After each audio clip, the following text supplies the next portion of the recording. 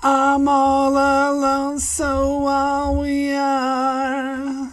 We're all clothes. I don't wanna wear all. I don't wanna wear all.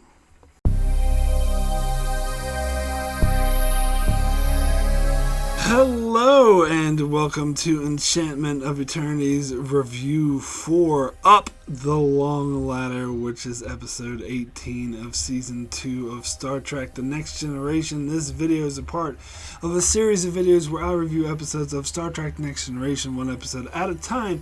In this video I cover the episode Up the Long Ladder. So Up the Long Ladder is when the Enterprise investigates long lost Earth colonies that were launched several centuries ago and were lost to the bureaucracy of time. One of them is being threatened by solar flares and needs to be evacuated, and that colony happens to be a primitive colony of Irish farmers who live in 18th century level technology, who come on the ship, wreak havoc and set fires and put hay everywhere. And then the other colony they go to is a colony of clones who are degrading because they only have a sample of 5 clones that they're repeating over and over again, and over time it's becoming a copy of a copy of a copy. And so their solution is for the Enterprise crew member to give them fresh DNA so they can make more clones, but Riker says no, so they absolutely refuse to do that, and they try to force them and sneak the clones, and Riker goes and kills the clones of himself because it was taken against his will. So they come up with a solution that the Irish settlers will then breed with the cloners and the clones in order to widen the gene pool, and so therefore the Irish settlers will settle in this colony with the clones, and the day is saved. Anyway, so first thing I want to explain an intro, if you're not familiar with that song. So that is when I was a teenager, I was really into the Smashing Pumpkins. Actually, most of my life I was really into them. They're still one of my favorite bands of all time. But in the early mid-90s, they released the single Bullet with Butterfly Wings. And the album Melancholy. Well, there was the single CD of Bullet with Butterfly Wings, which had all the B-sides that weren't on Melancholy, and the official single only had one other song, but they released this box set, Airplane Flies High, that had all the B-sides and all these extra songs that weren't on Melancholy, Infinite Sadness, and the CD for Bullet with Butterfly Wings had 5 cover songs that the Smashing Pumpkins covered from the 80s, usually new wave songs. They covered like The Cars, The Cure, and then one of those songs was this song, the song I sang, We're All Clones. And I always think of that song when I watch this episode because it has to do with the clones, and it's about clones. That song's always playing in my head, so I had to sing it when I was for this video. I just had to, and I never knew who sung it originally. Like, I knew it wasn't the Smashing Pumpkins. I knew it was a cover because that was the whole point of this single, is that all the songs on that single were covers. But I just found out it was Alice Cooper. I was surprised. I wasn't expecting that. I was expecting some new age band I'd never heard of. Oh, Blondie's another band they covered in that CD as well. But yeah, and I just listened to the original from Alice Cooper, and it's so weird. It's like, I'm sorry about that. The Smashing Pumpkins version is like way better, but I'm biased towards it because that's what I grew up with. But it was interesting hearing the Alice Cooper version, the original version, that is. But anyway, that is all neither here nor there. So I'm actually here to talk about Up the Long Ladder. And boy, oh boy, where do I start with this episode? So let me start with something that I often forget exists about this episode, and I'm reminded when I watch it. They have this subplot where Worf faints in the teaser. Like, that's the big teaser, that because they have to have some big threat going into the opening credits. They always do. And this is when, Worf is just standing there looking miserable, and then all of a sudden just faints. I'm like, oh my god, what's wrong with Worf?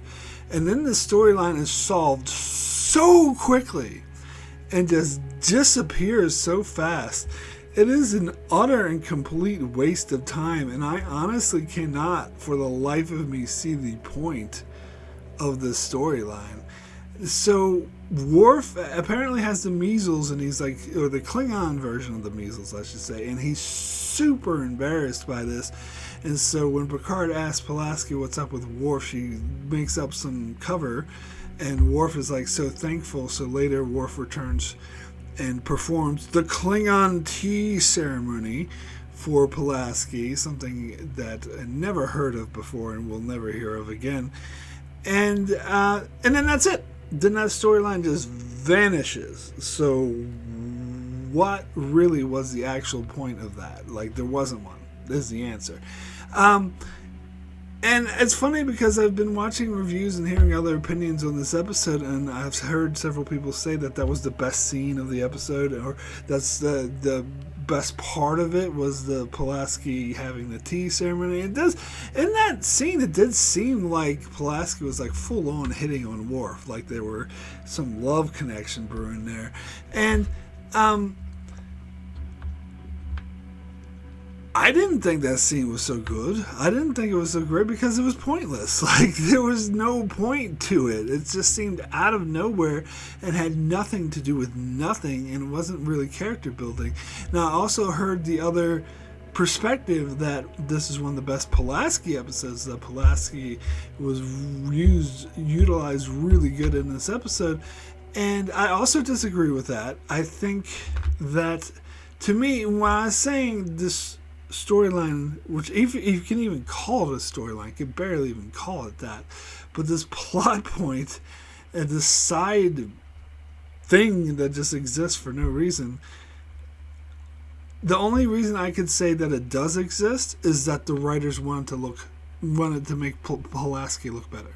That at this stage, and this is something I've been noticing as we're reaching the end of season 2, which, thank the Christ, we are finally reaching the end of season 2, is that I think the writers are starting to realize how poorly Pulaski was received, and how audiences really don't like her, and they're now trying a bit too late to course correct and trying to get audiences to like her. And I've noticed that gradually in the past few episodes, but this episode I think was the biggest, like,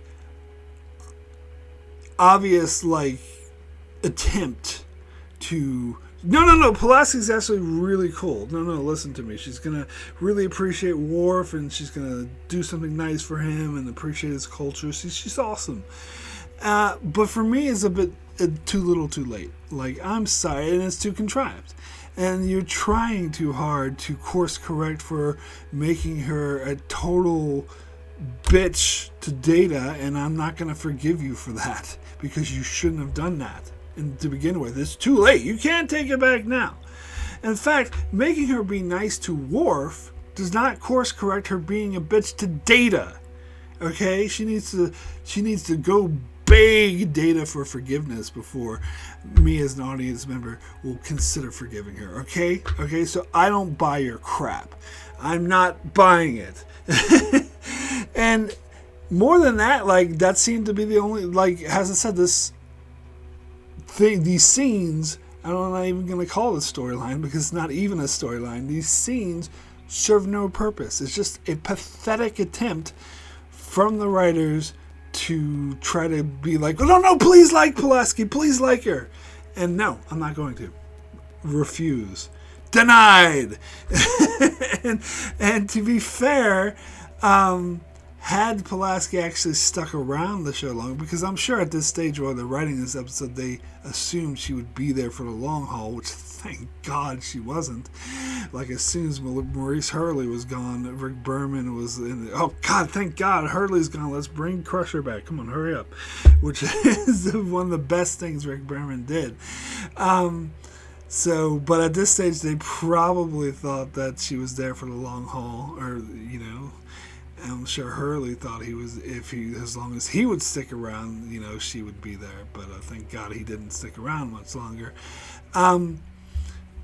So I'm sure they were trying to get audiences to like her because they assumed that she would be there for a while, but she's not. So it's not even an issue, as they say. Now,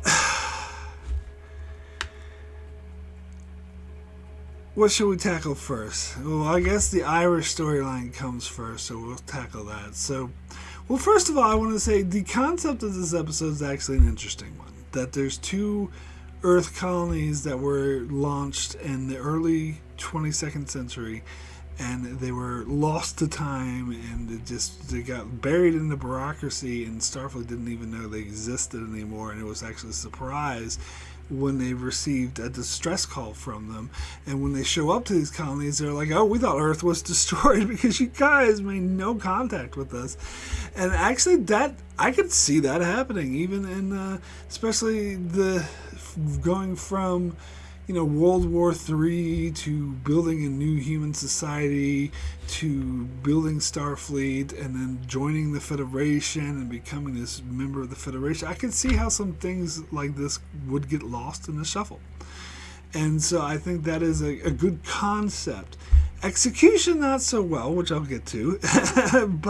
And again, I'm talking about this a lot. This is a common reoccurrence throughout season 2. Is that they'll have good concepts, they'll have good ideas, and fail to execute them correctly because Maurice Hurley is not very good at breaking down the story or getting the best out of his writers, and that's just the way it is. And that's evident to me, and I'll explore this more in season 3 because Michael Piller was good at breaking stories and getting the best out of his writers because season 3 were just as rushed and just as chaotic in the writer's room as season 2, yet they managed to write amazing episodes. So, and yeah, that's something I'm really looking forward to exploring in season 3. God, I just got my eye on the horizon. I really want to get to season 3. I'm so close. But anyway, season 2, still stuck in season 2 at the moment, and still stuck with bad writing. Good ideas, good writers, by the way. This was written by Melinda Snodgrass, who we know is a good writer, did Measure of the Man, and did some great work in season 3, but it's obvious who hindered this episode was Maurice Hurley. Now, not that he's terrible, but still, it's obvious he was not up to this difficult task. And to be fair, it was a difficult task that most competent TV writers would not be able to handle. And I think that's evident with Maurice Hurley because he is a perfectly fine, competent TV writer and showrunner. But you have to be more incompetent. You have to be extraordinary in order to deal with the situation that was thrust onto Next Generation, which he was not. But Michael Piller was. But anyway, so Melinda Snodgrass's original idea for this episode was to make a commentary on how in the 80s America was tightening its grip on immigration and sort of trying to limit the amount of immigrants and kind of demonizing immigrants, which is actually what's going on right now as well. So, the cycle continues. And immigration, is a big flash issue, like it is right now. It's still like a very hot issue. And so her intention was to make an episode that illustrated that having, immigrants or, people from other cultures join yours actually enriches your cultures. That embracing the differences makes you better as a society, and it makes society better.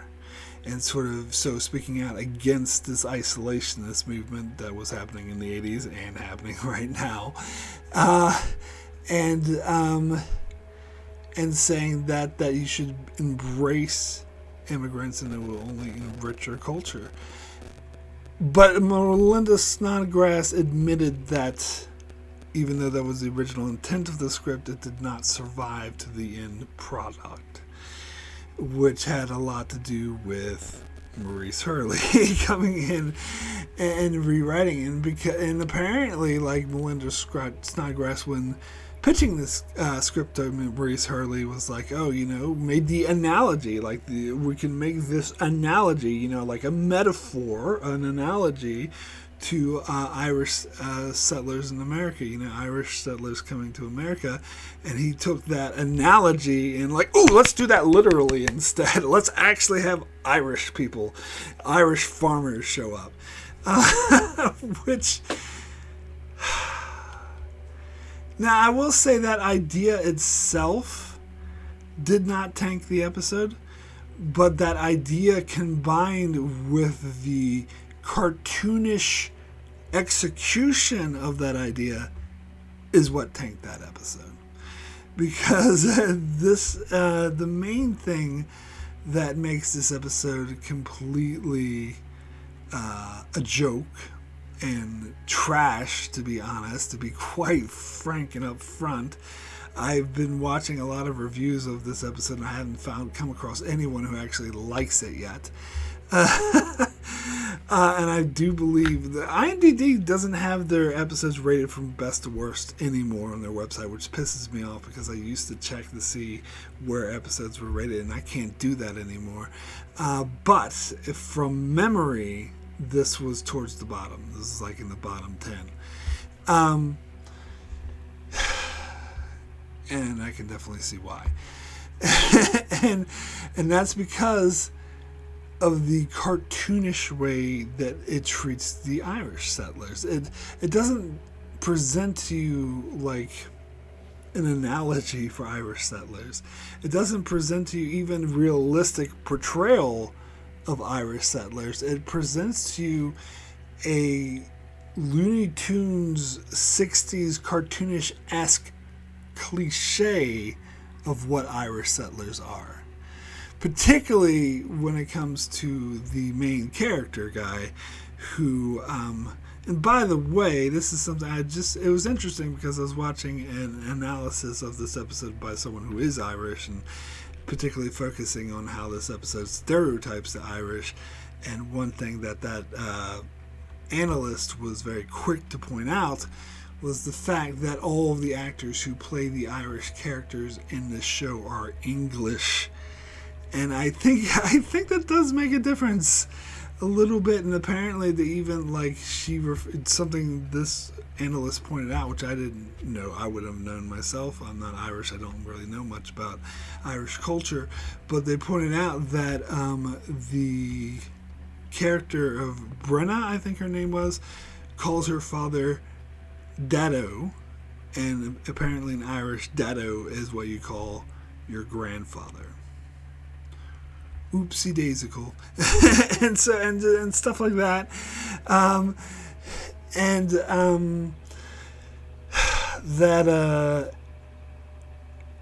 The way they behave. Now, I think the way she behaves is pretty bad enough. Like, they try to make her a stereotypical hard-ass Irish woman. But the guy, he full-on does the Looney Tunes cartoon Irish character. And I think apparently he's actually done voice acting for Disney movies before. And so I think he was still in that mindset. And the director who directed this episode didn't help things, because he talked about how he didn't hold back at all. He just let the actors be as silly as they wanted to be. And that was the wrong decision. Like, that was not the right thing to do. And the guest actors who aren't familiar with TNG or Star Trek, this actor in particular is used to doing cartoons, came in and did a cartoon character, and they let him do it. And so what you have is a cartoonish stereotype of Irish people, which is actually offensive. And this is something that I talked about. I did a whole video about how Star Trek stereotypes the Irish too much. I gave like 5 examples of them stereotyping the Irish, and I ranked them from least offensive to most offensive, and this is my number 1 most offensive example of stereotyping the Irish. And Calmini, who plays Chief O'Brien, at this point in stage, he was just a reoccurring guest actor, so he had no clout, he had no sort of standing. But so he did not say anything when they were filming this episode, but he was highly offended. He thought this was a very offensive portrayal of stereotype of Irish people. And when he did become a main cast member on Deep Space Nine, and they wanted to do a storyline where O'Brien, everyone saw an imaginary, piece of their imagination came to life, and they wanted to do a storyline where O'Brien imagined a leprechaun that would come to life and follow him around, and he put his foot down and said absolutely not, and forced them to change it to Rumpelstiltskin instead of a leprechaun. And he specifically said he was not going to let them make the same mistake twice, referring to this as being the first mistake of completely stereotyping the Irish in a very offensive way. And it was more than just a betrayal of that one character, because like the whole way, this is something I explored more, which I wasn't actually that aware of myself until I did research on it, but I explored more in the video I did about that, why Star Trek stereotypes the Irish, is that it's a very sort of stereotypical view of Irish farmers as being very simple-minded, very primitive, very, farmer-like, and all living in the field and just sitting there with their goats, which is what we see in this episode. So it just feeds like full on into these stereotypes. And then, of course, them loving drinking. They play on they love the drink stereotype as well. Where you have that scene where he wants to drink whiskey and he thinks it's weak, so Worf makes him this Klingon drink, and there's like foam, like steam coming out of it, and he drinks and he goes, which is a flat out Wile E. Coyote. Like, that is straight from a Looney Tunes cartoon. That is straight from a cartoon. It's one of the most cartoonish, ridiculous portrayals in all Star Trek, or performances. It was utterly ridiculous. Now, to be fair,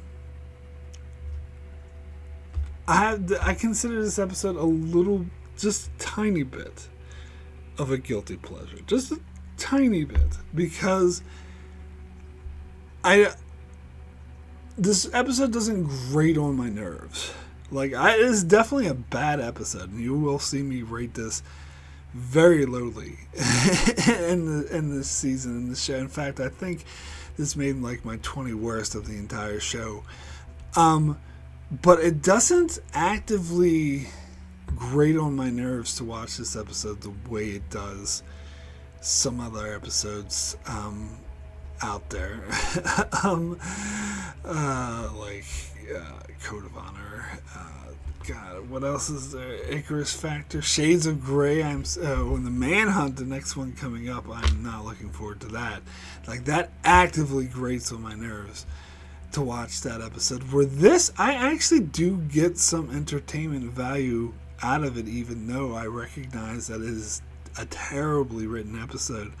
Like, that scene where I was just talking about, that was like a cartoon where he drinks that Klingon drink with steam coming out of it and goes like, I actually chuckle at that. Like, that's actually funny, but funny in a, Wile E. Coyote, Bugs Bunny sort of way, which is out of place for Star Trek. So I acknowledge that it's terrible writing, but it still amuses me nonetheless. And it doesn't, like, and it's kind of, the way they're portraying the Irish is kind of offensive here, but I can still be somewhat entertained, like, it's particularly when, even when they beam they beam the Irish settlers on board, and they have like goats and chickens running around the transporter room. That's like stupid, but it's still amusing to watch. It's like a guilty pleasure, even though I do recognize that it's terrible. It's absolutely terrible, but it doesn't grate on my nerves, and I can actually have some enjoyment watching it. Now, speaking of when they beamed the settlers on board, Riker beamed down first, and it's interesting because they didn't show Riker.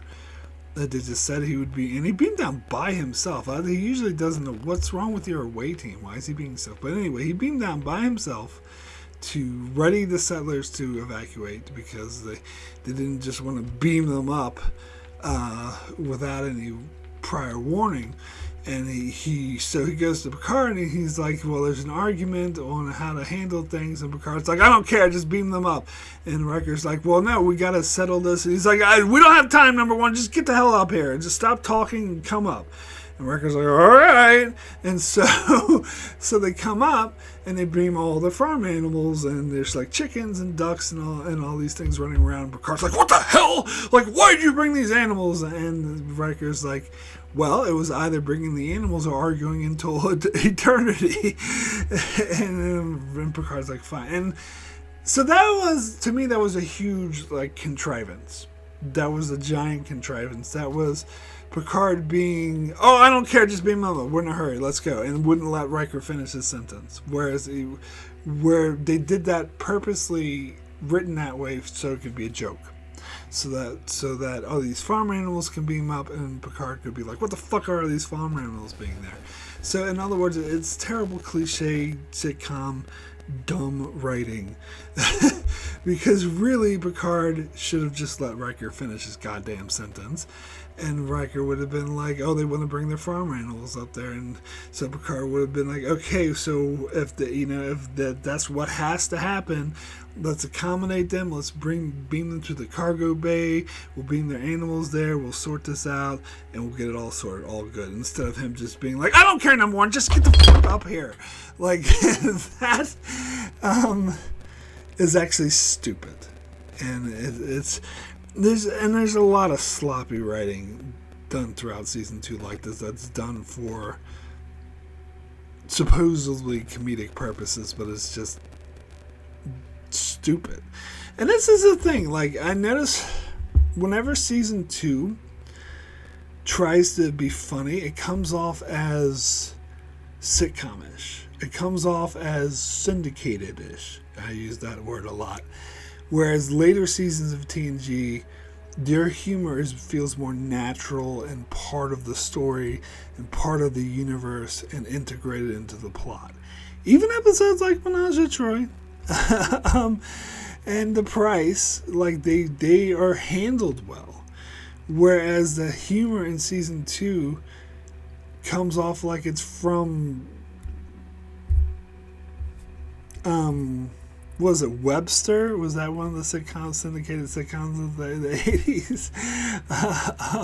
Different Strokes or something like that. Three's Company, but that's probably giving it too much credit comparing it to those sitcoms. It's just dumb. It's just dumb. And another example of this is when, what's his face, Irish stereotype guy, chases down Picard and is like, oh, would you like to marry my daughter? She's available. And Picard's like, no thank you, and steps in the turbolift, and he tries to step in the turbolift with him and be like, are you sure? But Worf like blocks his way and just looks at him like very meanly, and he's like, yes, he's sure, and backs up. And again, that's a dumb sitcom moment, but I actually found that humorous. Particularly because they already established when he first saw Worf, he was like freaked out. This is because he'd never seen a Klingon before and was like, oh my god, what a scary guy this is. I bet you have no problem with security. So then Worf goes to intimidate him as kind of a payoff to that. So I will say that kind of works if it wasn't for the fact that he's acting like a stupid cartoon character asking him to marry his daughter in the first place. So it doesn't actually work. It's still poorly written schlock bullshit. And then you have Brenna, I believe her name is, the woman who Riker just starts hitting on out of nowhere for no reason, and she starts hitting on him back, and then you have a scene where they go to his quarters and they have sex for no reason. Now, I am not shaming if Riker wants to have a very active sex life, and Brenna does as well, like they're consenting adults, they do what they want. But plot-wise, story-wise, why are we watching this? Like, it's out of nowhere. It has nothing to do with anything. And they pause the episode to have this scene where it's like, oh, you want to wash my feet? You usually start at the top and work your way down. Like, what's the... I'm sorry, my Irish accents are terrible. I always sound like Indian when I do Irish accents, so I should outright apologize for that, first of all. But anyway, but regardless, like, yeah,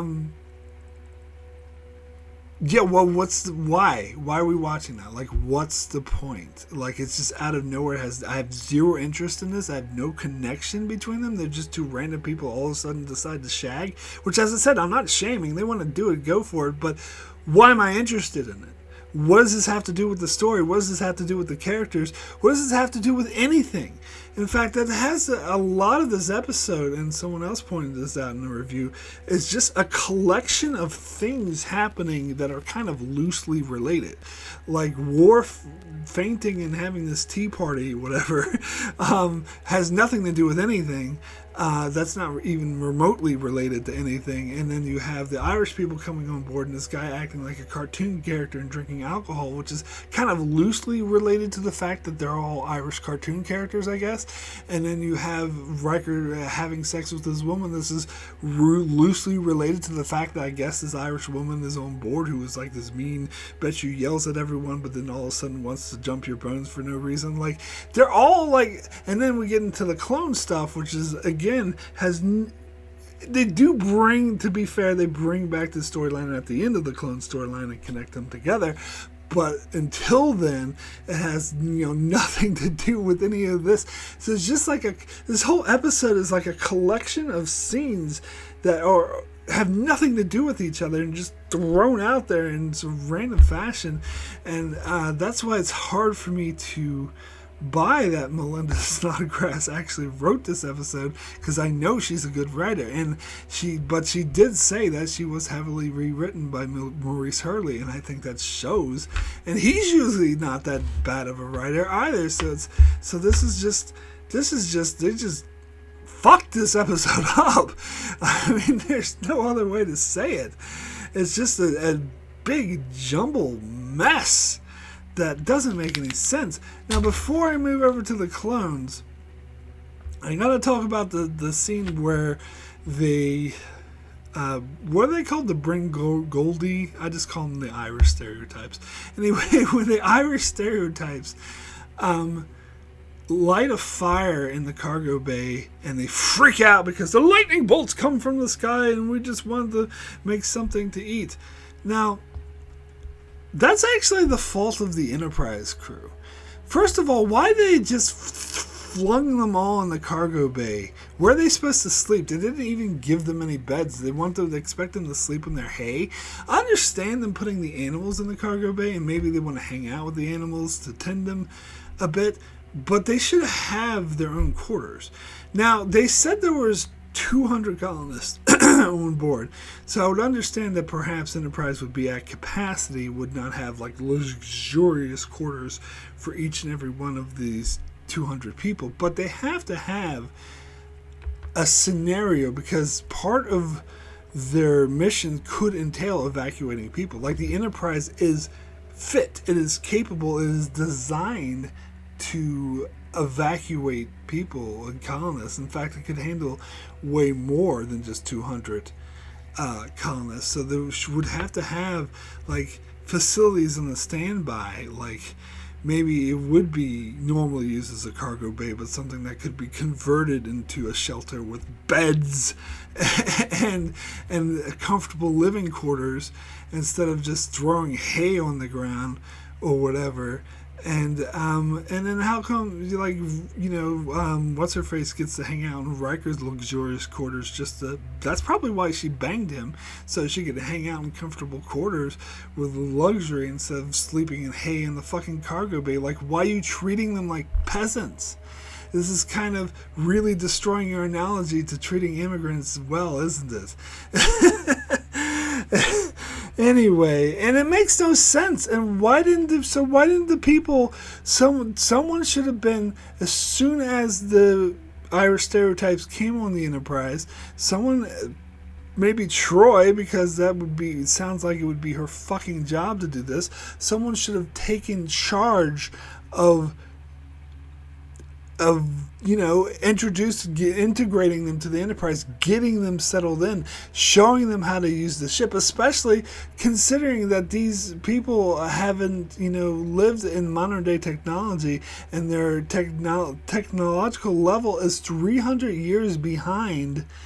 Or maybe 200 years, but no, the 300 years. Even though they come from the 22nd century, they're really doing 18th century technology or 19th century technology. So they're like 300 years behind technologically wise. Even though they are humans, they're not familiar with 24th century technology. And so, so the team of people, led by Troy, because she would be perfect for this, should have been there to be like, okay, this is what you're going to have to deal with when being in the starship temporarily. This is how you operate the starship if you want to eat. This is where you can sleep. This is how the ship works, and just integrate them into life. Instead, they just fling them in the cargo bay, and they surprise when they light a fire. Of course they're going to light a fire, because they're 18th century technology. And Picard's just like, what are they doing lighting a fire? And he's being such a terrible captain in this instance. And then you have that scene where he just starts laughing hysterically, and I'm like, well, maybe if you did your fucking job correctly, instead of just flinging these people with the 18th level century technology into a cargo bay without any kind of integration into the ship, maybe if you did your fucking job, then you wouldn't be dealing with this shit right now. Terrible captain, you. Sorry. Normally Picard's an awesome captain. It's just the episode is written so terribly that he comes off as a bad captain. Just be clear about that.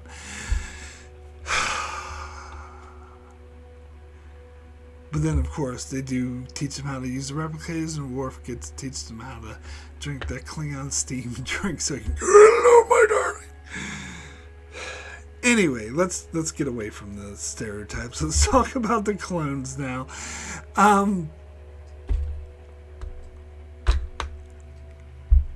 So this storyline is better. It's certainly not as annoying and not as offensive and not as cartoonish and stupid as the first storyline, but it still has its issues. So they show up to this colony and they realize that everyone is looking the same. They're like, there's triplets, there's quadruplets, what the hell's going on? And Pulaski's able to deduce, they're, you're clones. We're all clones. Sorry, I had to throw that in there. Anyway, so she figures out they're clones, and so they meet with the Prime Minister in the conference room, and she asks, well, how have you handled, degradation of the clones? And he's like, how have you solved that problem? And his response was, we haven't. And Pulaski's like, oh, well, you do have a serious problem then. Now, another review I watched brought up a good point, because the problem they're talking about here with degradation is basically making a copy of a copy of a copy of a copy, and how that degrades over time. But someone pointed out, why didn't they just keep the original sample and just copy that original sample repeatedly rather than copying the copies of the copies? There's a thought. I don't know. Maybe that sample degraded or something, but it surely would have like a digital copy of it. But regardless, or a digital original, I should say. But anyway, I don't know. It seems, but regardless, let's go with this and say that they're sort of fading over time, being copies of copies. And so his first solution, request is, we need more DNA. We need you to donate your DNAs to create more clones of you. And Riker is like, absolutely not. He's like super offended by it. He's like, there's only one me, and if there's thousands of me's running around, that degrades me as a person. Which the whole time he was saying this, I'm thinking, it makes perfect sense why he treats Thomas Riker like shit. Later when he finds out he does in fact have a duplicate and how much that pisses him off. I don't know why he's so against having a duplicate. It seems like a big ego to me. Anyway, but regardless of his feelings, it is his body, it's his choice.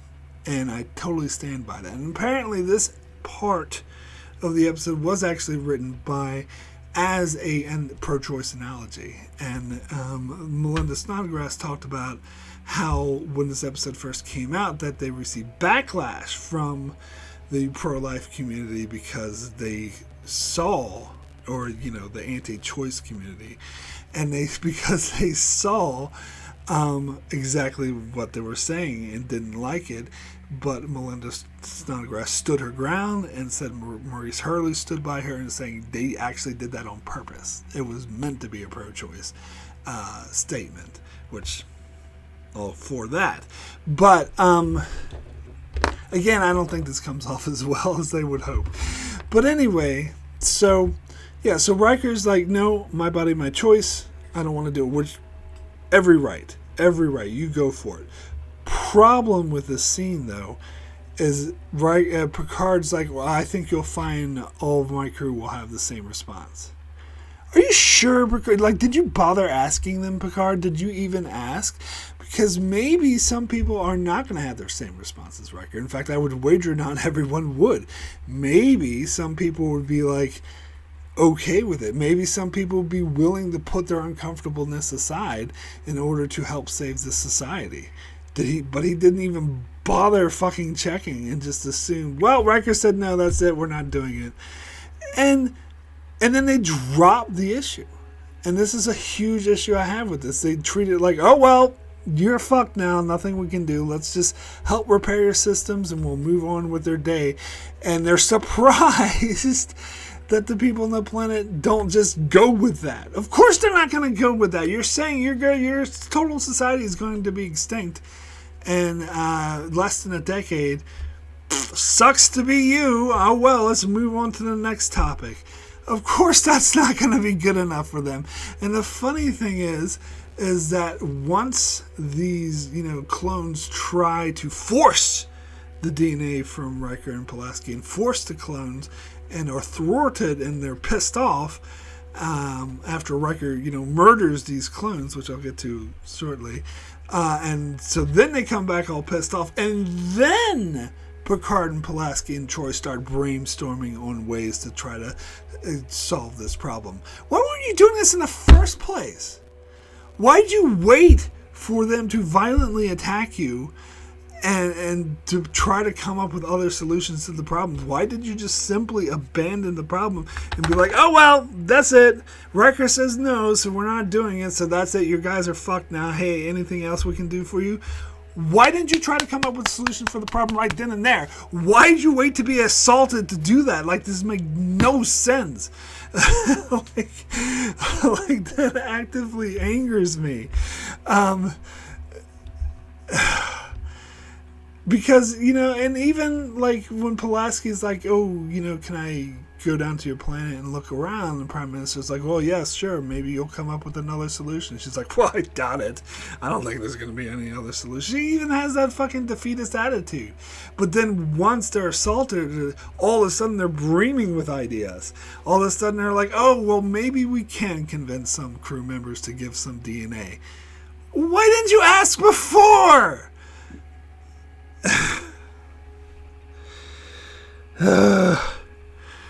Damn it. It's just so frustrating.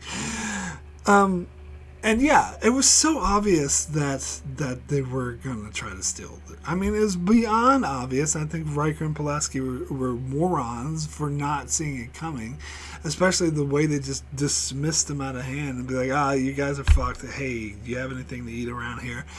Yeah, they're going to try to steal your DNA and make clones anyway. Newsflash, like, like what? And the scene where they had them doing it, it was like so like typical evil. They had these guys going dun dun dun, like blank faces, like staring straight ahead with the needle like going straight down, like dun dun dun dun dun dun. Like, did they forget to twirl their mustache? It was so stupid.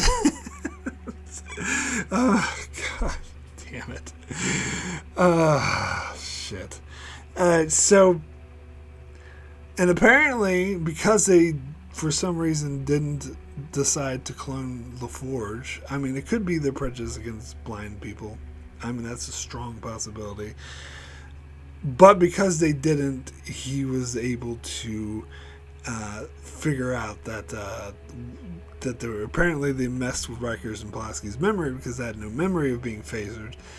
But LaForge was able to figure out that the clones were lying to him because apparently, get this, LaForge can tell when someone's lying to him by reading their heat energy, especially if it's a human. Alien, maybe he's not so good at, but humans, he can tell easily if they're lying. It's like, he's like, why are all these clones lying to me the whole entire time I was looking for you? Funny thing is that this, that little trick that LaForge apparently can tell when human beings are lying or not, never mentioned before, never mentioned again. It's just fucking there for this episode for no reason and then disappears. So there you go. And and then, okay, so Riker and Pulaski found out that their DNA was abstracted against their will, and they go down and they see the formation of these clones and murdered them. They proceed to murder them. Now, I think Melinda Snodgrass was implying that this was meant to be a pro-choice statement, but this seems a little, I don't know, it seems more extreme than just abortion. Like, I suppose you could make the analogy to the abortion because the clones were not fully formed. In fact, you could make the analogy to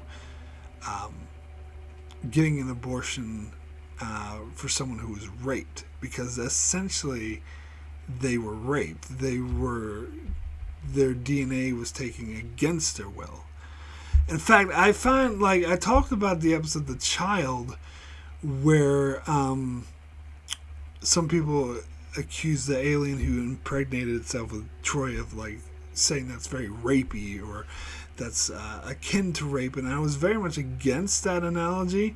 I mean, sure, the alien didn't ask Troy her permission, but there was no like sexual assault involved, and Troy actually did like love the child as her own. So it wasn't really, I don't know, I felt that analogy like is just too loose and doesn't really hold, especially not as a one-to-one, where I think the analogy here is actually a lot stronger, because Riker and Pulaski specifically said no, and they went and did it against their will, directly defying their consent. And so that is, to me, more akin to rape. And so it is, and there had been people who have been really critical of Riker for murdering these clones. But I can see the analogy of abortion for people who've been raped here. Now, again, not the one-to-one. It's not as strong of an analogy, but I do see a loose connection there. So I'm actually on Riker's side in this case, because he was violated. Him and Pulaski were violated against their will. So, and these clones were not fully formed, so it was closer to an abortion than it was to a murder. Yes, but some people thought, like, were appalled by what Riker did and thought, wow, he just straight up murdered these living beings. But I think the circumstances call for it. And I think, yeah, I stand by Riker for doing that. I think he was in the right to do that. But of course, all this is contrived writing anyway, because they should have asked other people in the Enterprise to donate their DNA, which I'm sure some would have been more than willing to do. So anyway, so once this happens, and the clones are all freaked out, like you murdered them or whatever, and they're really pissed off. But then Riker's really pissed off because they were violated, and so the tensions are high. And that's when they finally decide to try to come up with solutions to the problem, which they should have been doing this whole time. And then they thought, yeah, well, maybe some people might donate some DNA. Maybe we can convince some people to do it willingly.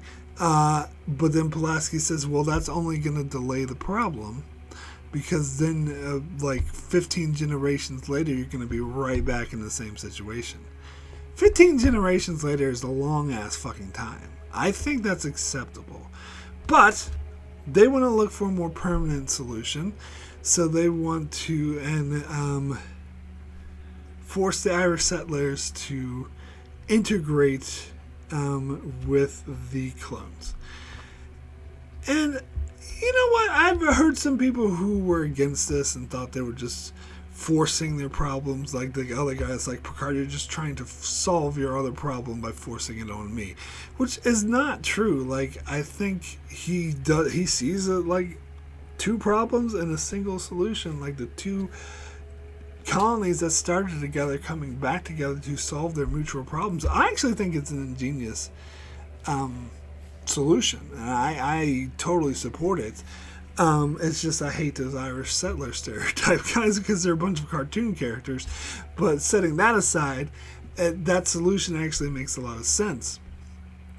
But on the other hand, the clones had made it clear that they find sexual reproduction repugnant, and they never really resolved that situation. Now, they're saying they're going to have to look past their sort of prejudices in order to further their society, but that's not really going to be a really pleasant experience for either party. Like the Irish settler stereotypes, even the women are acting like, oh, this is what a hot idea. We get to have sex with all these different men, and the men are like, we get to have sex with all these different women.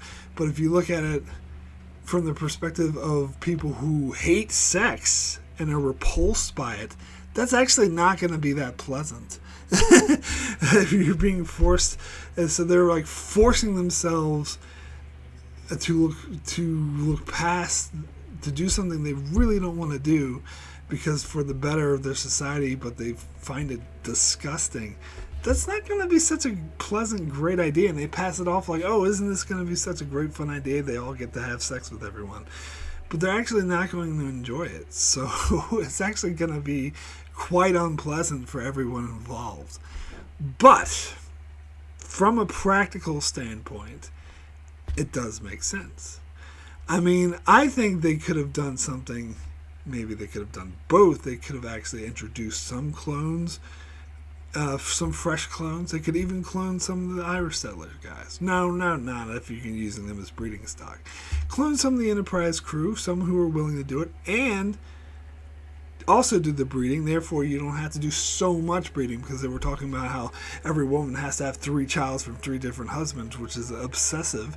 So maybe if they combine that with new DNA from clones from the Enterprise crew, they wouldn't have to be so extreme. Like, they could have done both, but I think this episode was really leaning towards clones are gross, which seemed to be the point that Riker was making. And the fact Picard's like, yeah, everyone else is going to think exactly like Riker. This seems to be implying the writers are saying, ew, clones yucky.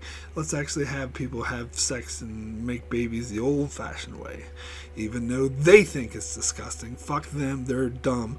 Force them to do it anyway. And that's up the long ladder. That is up the long ladder, and I am goddamn sick of talking about this episode. It is really, really, really, really bad. So, I would like to thank all those that support me on Patreon. It's very much appreciated.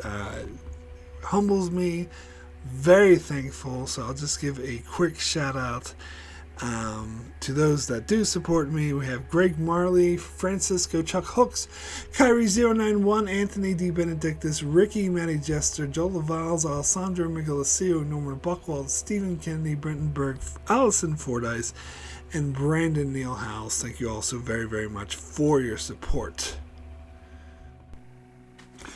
Alright, so we have a few patron comments for this episode. First comment is from Kyrie091, who says, I noticed the colonists they rescue. They don't follow Starfleet regulations. Probably because they're not in Starfleet. Good one. Good one. Anyway, next comment is from Stephen Kennedy. He says, yet another failed attempt of the Irish accent. Being Irish myself, this isn't the worst insult that Trek done. Cough, cough, Voyager. This episode would be what Roddy Doyle would have written himself. Even an Irish writer does the same bullshit on screen. Kirk 2.0 strikes again. If this episode came out during DS9 era, I wonder what Cal Meany would have said. 3.5 out of 10. Well, Cal Meany was in this episode, and he did speak out against it. Now, granted, as I mentioned, he was just a recurring character, so I feel he didn't have the clout to speak out against it while it was airing, but later would speak out when he was on Deep Space Nine. So we kind of do know what he would have said, because when they tried to make the leprechaun a thing and If Wishes Were Horses, he spoke out and refused to do it and cited this episode saying, I won't let you do it again, or I won't stand by and let you do it again. So he was apparently quite offended by this episode. But anyway, next comment is from Norman Buchwald, who says, let's do another racist episode of TNG again, and apparently in the Rick Berman era, Irish stereotypes are in. Calling Fairhaven. Add the cloning colony and ask two to breed with each other. How funny not. 1, beam the entire farm up, including the animals, out of 10. Oh, and short-nosed dress uniforms, please. Yeah, I don't know. This is more addressing Stephen Kennedy's comment, but I'm not Irish, to be fair, but in the video I did about why Star Trek always stereotypes the Irish, I thought that this was more offensive than Fairhaven. And I stand by that. But anyway, yeah, they bring back the Fairhaven thing when they bring back all the Irish stereotypes. So, yeah, it seems to be Rick Berman's thing. Anyway, final comment is from Ricky, who says, what a racist and terrible piece of shit of an episode. I mean, this is a really low point of season 2 of TNG. First season had Code of Honor, and this season had racism of the Irish. Everything about this episode failed and was not funny. I could easily see this as a cartoon episode for kids. Also, the romance between Riker and Irish leader's daughter was so unbelievable and cringe. I do think this is one of the worst romance of the weeks and episodes that there is. Also, the subplot with Riker and Pulaski being experimented and cloned was passable, but it didn't go anywhere. So my rating is a 2 out of 10.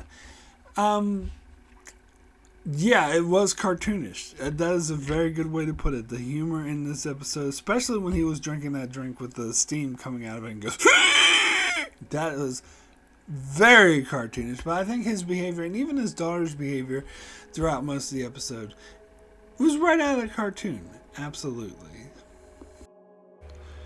So my rating for Up the Long Ladder out of 10 is going to be a 2, extremely poor. Now this episode just barely escapes getting a 1. Just barely. I was very strongly considering giving this a 1, but the fact that I was actually entertained by this episode and not actively like annoyed by it. And there were some of the jokes, even though I admit they're terrible, they're cartoonish, they're stupid, they're poorly written, actually made me laugh.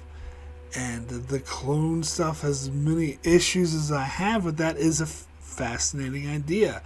So, and also, as I said, the core idea of having this 22nd century colony, also a very interesting idea. So I'm going to give it the benefit of the doubt and give it a 2. Very, very low 2, though, but a 2 instead of a 1. And I will say, like, I was also going to bring up that I was looking at the date of when the ship was launched, when this colony was launched, and they said it was 2123. And then I looked up out of curiosity when Enterprise was taking place, and that was 2150 through 2161.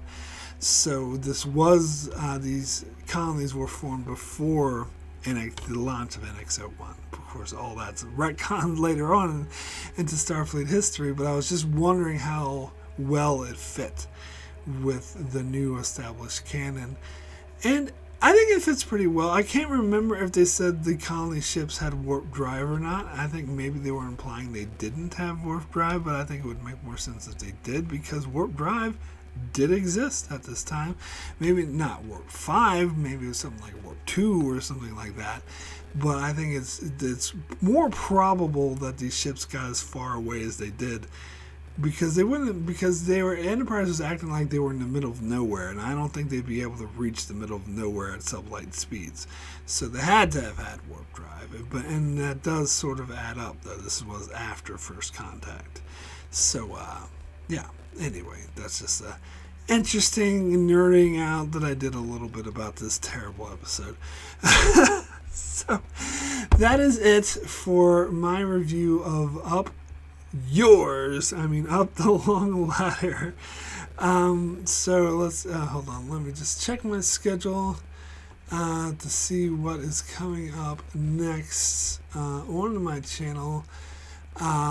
Wednesday, I'll be over on Patreon for another masterpiece.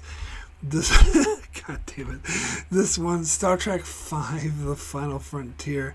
I've already done a review for it, but I will be revisiting my review for it over on Patreon for my Patreon supporters on Wednesday. Thursday, yet another masterpiece. We'll be back with Manhunt, which I think is an episode actually actively annoys me more than this episode.